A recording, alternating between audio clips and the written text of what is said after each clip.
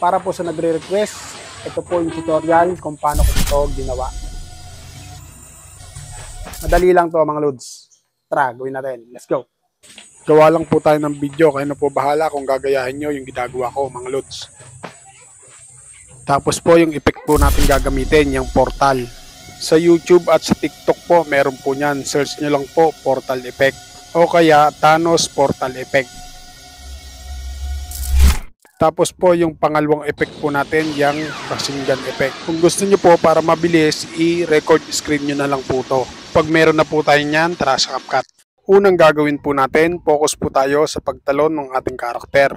Kapag nasa ground na po yung kanyang paa o nakatapak na po sa lupa, tigil po tayo dyan. Then tap po natin yung split. Tapos po yung nasa gitna, delete po natin.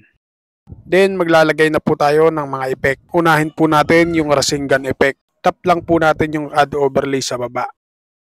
Kapag na-add na po natin, tatanggalin naman po natin yung black background niyan. Piliin lang po natin yung splice sa baba. Then piliin po natin yung filter. Tapos po ilagay po natin yung ating effect doon sa kamay ng ating karakter. Paliitin lang po natin. Dito mga lods, dapat timing yung paglabas ng Sharingan effect sa pagbukas ng kamay ng ating karakter. Kapag timing na po, abante po tayo. Mag-i-split po tayo dyan. Kasi po mahaba po yan. Piliin po natin yung split. Then stay po tayo sa unahan yan. Maglalagay po tayo ng diamond o keyframe. Ngayon may diamond na po dyan. Atras po tayo konti. Kapag nagputi na po yung diamond, maglagay din po tayo ng diamond dyan. Then focus po tayo sa unang diamond na inilagay po natin.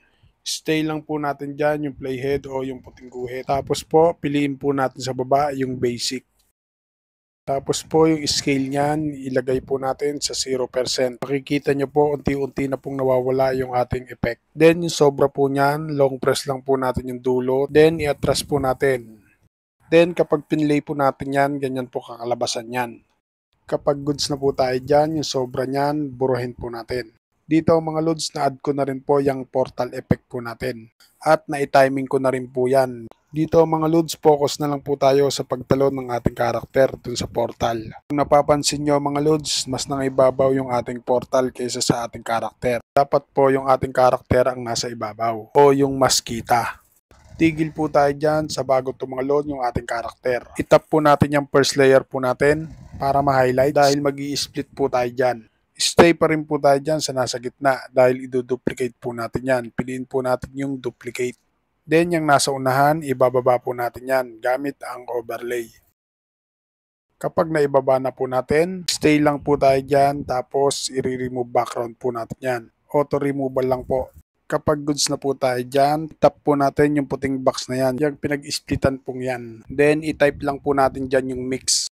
Finally, kapag all goods na po, ready to export na po natin mga lods.